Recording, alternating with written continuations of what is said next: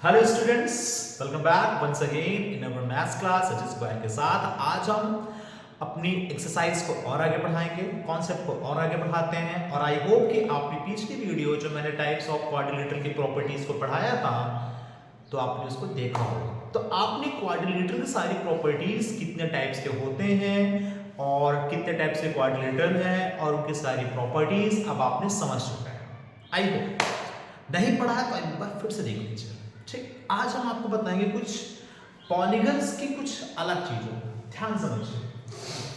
तो ये बताओ बेटा, पॉलीगन क्या होता है? आपने देखा पॉलीगन क्या होता है, मैंने आपको बताया, ये भी बताया, झूठ मत बोलना, जो झूठ बोलेगा उसको कौन काटेगा। पॉलीगन क्या होता है बताओ? पॉलीगन, तो पॉलीगन इज अ क्या होता है बेटा? Polygon is a close figure. सबसे पहले क्या बोलते हैं? तो इट इज अ क्या होता है? तो it is a close figure.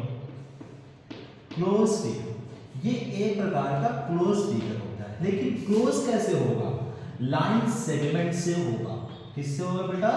Line segment से होगा। लाइन सेगमेंट, अब स्पेलिंग मत लिख रहा हूं मैं, लाइन सेगमेंट। ठीक है, तो ये हो गया। तो एक ऐसा क्लोज फिगर जो लाइन सेगमेंट से हो तो उसे क्लोज फिगर बोलते हैं, और क्लोज फिगर जब ऐसा कोई लाइन सेगमेंट से होता है तो उसको पॉलीगन बोलते हैं। तो आई थिंक पॉलीगन सबको समझ में आ गया होगा। तो पॉलीगन के साइड के हिसाब से, नंबर ऑफ साइड के हिसाब से अलग अलग टाइप्स के क्या होते हैं? पॉलीगन होते हैं। जैसे अलग अलग टाइप का पॉलीगन का मतलब क्या है बेटा? कि जैसे अगर 3 साइड है तो उसको क्या बोलोगे आप? ट्रायंगल। 4 साइड है तो देखो 3 साइड का है तो ट्रायंगल है, और अगर 4 साइड है तो बेटा क्वाड्रिलेटरल होगा, और अगर 5 साइड है तो पेंटागन होगा, राइट ना? पेंटागन होगा। 6 साइड होगा तो हेक्सागन होगा, 7 साइड होगा तो हेप्टागन होगा, हेप्टागन होगा, 8 साइड है तो ऑक्टागन है, और 9 साइड है तो नोनागन होगा, है ना? जैसे अगर अक्टूबर नवंबर, और 10 है तो दिसंबर, मतलब डेकागन। तो कुल मिला के n के ऊपर डिपेंड करते हैं। इसको हम कहते हैं n मतलब नंबर ऑफ साइड्स। तो अगर नंबर ऑफ साइड्स n, तो देखिए क्या है? तो डायगोनल क्या हो बेटा? एक मिनट आओ, डायगोनल क्या होता है? डायगोनल एक ऐसा लाइन सेगमेंट होता है जो अननोन एडजेसेंट वर्टेक्स को मिलाता है। बार बार बोलता जाओ, डायगोनल का फॉर्मूला क्या था उसको देखो। फॉर्मूला पहले बात करो, formula number of diagonal, number of, लिख लीजिए, number of diagonal, number of diagonals of any polygon, of any polygon. किसी भी पॉलीगन का डायगोनल अगर आपको निकालना है, किसी भी पॉलीगन का अगर आपको डायगोनल निकालना है तो कैसे निकालोगे? तो एक फॉर्मूला होता है, क्या बेटा? Number of diagonals is equals to क्या होता है? n minus 3 upon 2। ये फॉर्मूला है नंबर ऑफ डायगोनल्स का, मतलब d निकालने का। डायगोनल्स आप कहोगे सर n क्या है? n मतलब नंबर ऑफ साइड, जितनी उसमें साइड होगी। अगर एक ट्रायंगल है तो ट्रायंगल में कितने डायगोनल होते हैं और दिखाते हैं। ट्रायंगल में नंबर ऑफ डायगोनल्स देखो, नंबर ऑफ डायगोनल्स निकालने का फॉर्मूला n की जगह बेटा ट्रायंगल में कितनी साइड होती है? n की जगह पर 3, तो यहाँ 3 लिख लीजिए, 3 हो जाएगा, 3 माइनस 3 अपॉन कितना हो जाएगा? 2। तो बेटा 3 में से 3 माइनस करो, कितना आएगा? 0 अपॉन 2, और 0 को 3 से मल्टीप्लाई करो, 0 मतलब यहाँ पूरा हो गया 0, मतलब ट्रायंगल में डायगोनल होता ही नहीं है। समझ में आया? आइए और दिखाते हैं आपको। अब बात करते हैं क्वाड्रिलेटरल। क्वाड्रिलेटरल कितने डायगोनल होते हैं? तो डायगोनल की वैल्यू निकालते हैं, नंबर ऑफ डायगोनल्स। तो डायगोनल में कितनी साइड, क्वाड्रिलेटरल में कितनी साइड होती हैं? 4। तो n की जगह पर क्या लिखना है? 4, 4 माइनस 3 अपॉन कितना हो जाएगा? 2। तो 4 लिखो, और 4 में से 3 को माइनस करो तो आएगा 1 अपॉन 2, और 2 से 2 को डिवाइड कर दीजिए, 2 1 जा कितना हो गया? 2। तो 2 डायगोनल किसमें होते हैं? क्वाड्रिलेटरल। किसी का भी आप निकाल लो, मैं किसका निकालूं? चलो मैं हेप्टागन का निकाल के दिखाता हूं। तो n की जगह पर क्या लेना पड़ेगा? 7। अगर n7 मतलब हेप्टागोन है तो number of diagonal is equals to क्या लिखेंगे 7 और 7 माइनस 3/2 देखिए n माइनस 3/2 तो माइनस करो बेटा कितना आएगा 7 इंटू 7 में से 3 माइनस करो कितना आएगा 4/2 तो 2 से डिवाइड कर 2 7 2 से कितना हो गया 14 तो एक जिसमें नंबर ऑफ साइड हेप्टागोन में अगर 7 साइड है तो उसमें डायगोनल कितने होंगे 14 तो आई होप कि आपको नंबर ऑफ डायगोनल निकालना अब आपको पता चल जाएगा ठीक दूसरी चीज करते हैं ठीक आइए देखते हैं नेक्स्ट देखो और आपको मैंने नंबर ये बताओ एंगल्स ऑफ प्रॉपर्टी बता चुके हैं क्या तो अगर आपको अभी आपने पहली चीज जाना डायगोनल का मैंने यहाँ टॉपिक लिखा आपने क्या सीखा नंबर ऑफ डायगोनल निकालना आपने सीख लिया निकालने सीख लिया दूसरा अब हम निकालने जा रहे हैं एंगल सम मतलब जितने भी एंगल्स होंगे उनका सम क्या होगा देखो दूसरा आज हम सेकंड टॉपिक बात करें क्या बेटा sum of all angles sum of all interior angle sum of all interior angles अब sum of all interior angles इसका मतलब अगर ट्रायंगल है तो ट्रायंगल में 3 इंटीरियर एंगल होंगे क्वाड्रिलेटरल है जैसे हम बताने जा रहे थे ये क्या मैंने बताया ये मैंने बनाया ट्रायंगल ये हमने बनाया क्वाड्रिलेटरल सही है ये क्या हमने बनाया बताओ ये है पेंटागन 1 2 3 4 5 साइड ऐसे ही आप हेक्सागोन भी बना सकते हैं क्यों बेटा ऐसे आप जो है हेक्सागोन बना सकते हैं तो ये हेक्सागोन है तो इसमें टोटल कितने एंगल है 1 2 3 1 2 3 4 1 2 3 4 5 1 2 3 4 5 6 तो कुल मिला के जितनी साइड होंगी उतने ही एंगल होंगे तो अगर आपसे ये पूछा जाए कि अंदर जितने भी एंगल हैं उन सभी एंगलों का सम कितना है तो कैसे निकालोगे फॉर्मूला तो बाय एंगल सम तो फॉर्मूला क्या है बेटा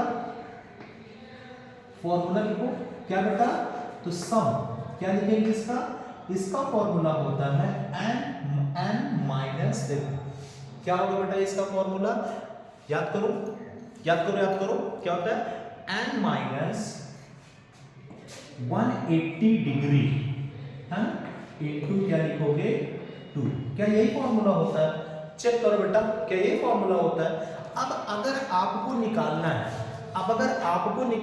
है कि कितनी साइड्स होंगी तो कैसे निकालोगे बेटा कितने एंगल होंगे कैसे निकालोगे बताओ भाई चलिए मैं आपको दिखाता हूँ कितनी साइड हो कितने एंगल होंगे मैं आपको समझाता हूँ आपको एक क्वेश्चन देता हूँ और उसके क्वेश्चन करवाने की आपने एक्सरसाइज ओपन कर लो भाई आप लोग प्लीज अपनी एक्सरसाइज ओपन कर लो ओपन हो चुकी है आइए तो बात करते हैं नंबर ऑफ एंगल्स आपको निकालना आ चुका अब आपको निकलवाते हैं नेक्स्ट क्वेश्चन पे चलो n माइनस 2 इंटू 180 ये फॉर्मूला है n माइनस 2 इंटू 180 डिग्री कुछ इसमें कंफ्यूजन थी तो ये फॉर्मूला क्या है n माइनस 2 इंटू 180 इसका मतलब क्या है कि अंदर के जितने भी एंगल्स हैं उनको प्लस मतलब क्या 1 2 3 तो 3 एंगल है तो n की जगह पर क्या ट्रायंगल में क्या लिखोगे ट्रायंगल है तो ट्रायंगल में n की जगह पर क्या लिखना है 3 माइनस 2 इंटू 180 डिग्री तो क्या आ जाएगा 3 में से 2 माइनस कितना आएगा 1 इंटू 180 डिग्री तो आ जाएगा 1 तो ऐसे ही ट्रायंगल की बात अगर हम क्वाड्रिलेटरल की बात करते हैं तब क्या आता है बेटा अगर हम क्वाड्रिलेटरल की बात करें तब तो n की जगह पर क्या लिखना है आपको 4 लिख दो तो 4 माइनस 2 इंटू 180 डिग्री इससे क्या निकलेगा देखो क्या 4 में से 2 माइनस करो कितना आएगा 2 इंटू 180 डिग्री तो कितना आएगा 360 ऐसे आपको अंदर जितने भी एंगल बनते हैं सारे एंगल्स को आप पता कर सकते हो जाएगा सारे एंगल्स को पता हो जाएगा बहुत बढ़िया अब आप ये बताओ ध्यान समझना मेरी बात अब आपने नंबर ऑफ डायगोनल्स निकालना सीख लिया, क्लियर है। एक फॉर्मूला और, एक फॉर्मूला इससे सारा कहानी खत्म। इसका फॉर्मूला है EACH, each exterior angle of any regular polygon, regular polygon क्या होता है बेटा, एन 360 डिग्री अपॉन एन, ये क्या है बेटा।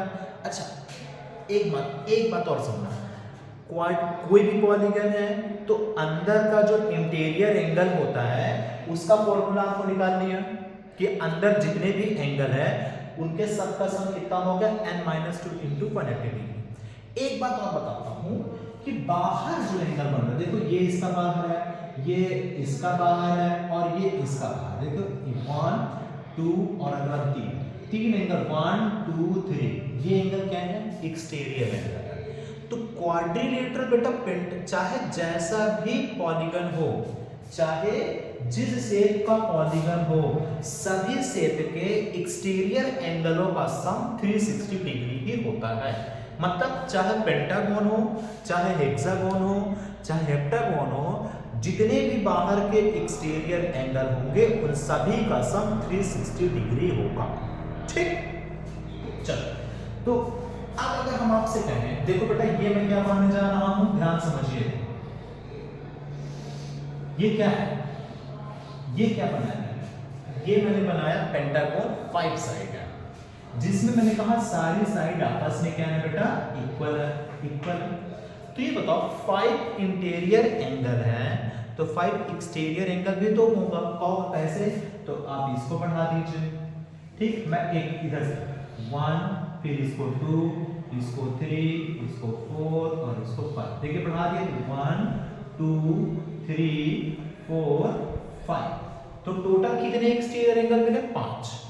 ठीक, अब मुझे ये बताओ, अगर एक इंटीरियर एंगल एक बाहर का एक्सटीरियर एंगल आप निकाल लें, तो आप ये भी समझिए कि exterior angle plus interior angle is equal to कितना होगा, 180 डिग्री। क्यों, क्योंकि ये तो एक स्ट्रेट लाइन बना रही है, तो स्ट्रेट लाइन में दोनों एंगलों का सम कितना होता है, कितना होता है, 180 डिग्री।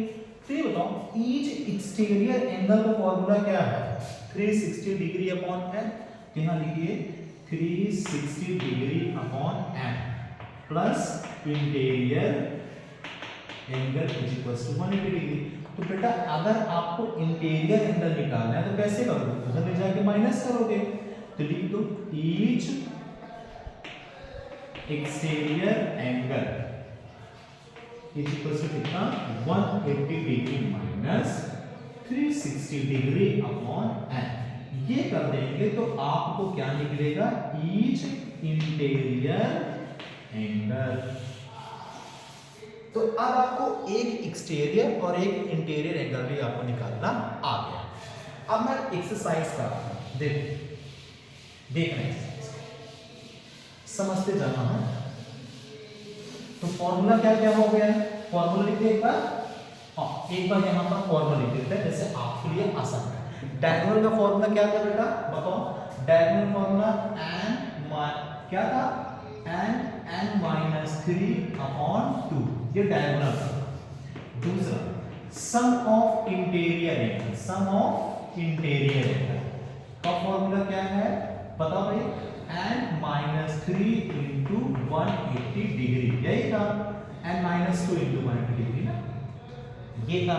दूसरा क्या था बेटा, दूसरा फॉर्मूला क्या है, एक मैंने आपको एक्सटीरियर बताया, तो each exterior angle, each exterior angle, ये फॉर्मूला क्या है, ईच एक्सटीरियर एंगल तो 360 डिग्री अपॉन एन, ये है।